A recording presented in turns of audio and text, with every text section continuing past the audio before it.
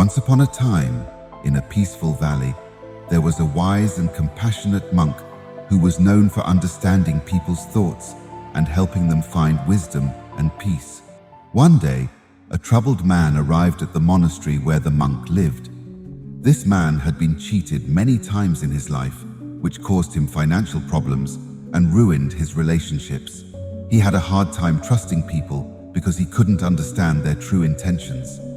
This lack of trust led to losses and heartache. With tears in his eyes, the man told his sad story to the monk and asked for help. He wanted to know how to overcome his difficulties in understanding people and trusting them. The monk smiled kindly and said, "I understand your pain, my friend.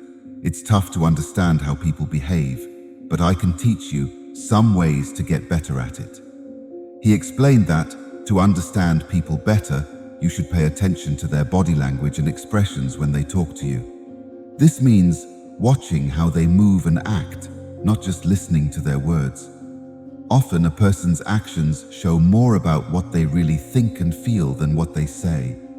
Sometimes people say one thing, but their face, body movements, and tone of voice reveal their true thoughts.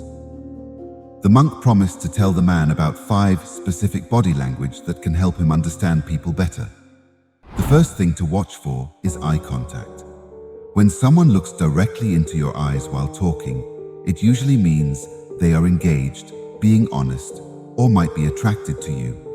On the flip side, if someone avoids eye contact, it could mean they are uncomfortable or being dishonest. So, if someone avoids looking at your eyes while you're talking to them, it suggests they might be hiding something or not telling the truth, and you shouldn't trust them completely. The second thing to pay attention to is a person's smile.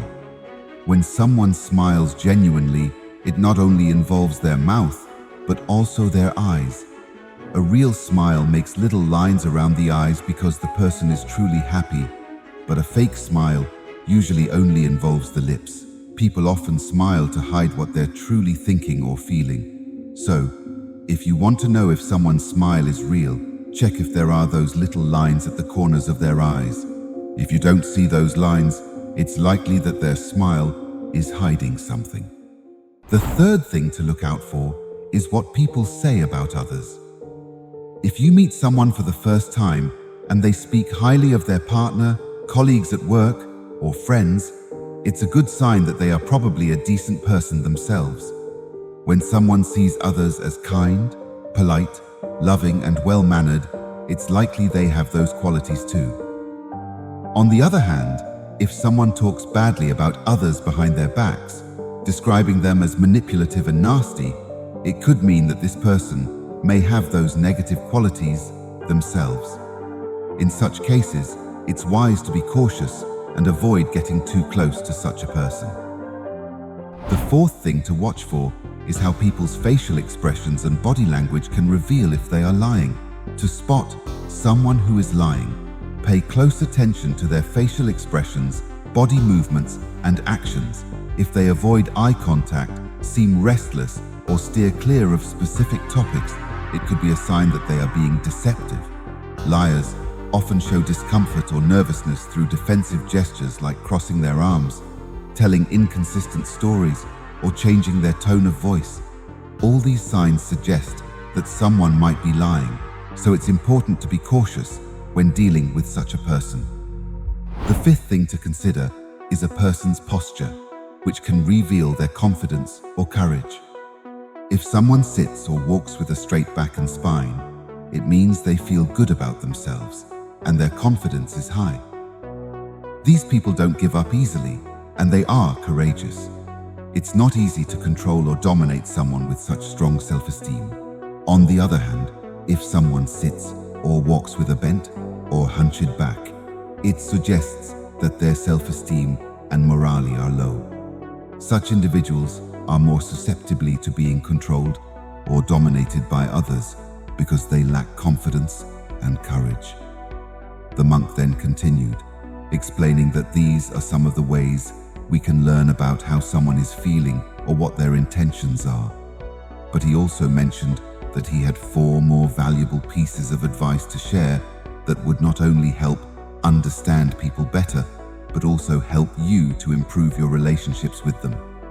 The first tip was to trust your intuition. Sometimes we can't figure out what's going on in someone's mind or their true intentions. However, our inner wisdom can often sense when something is right or wrong.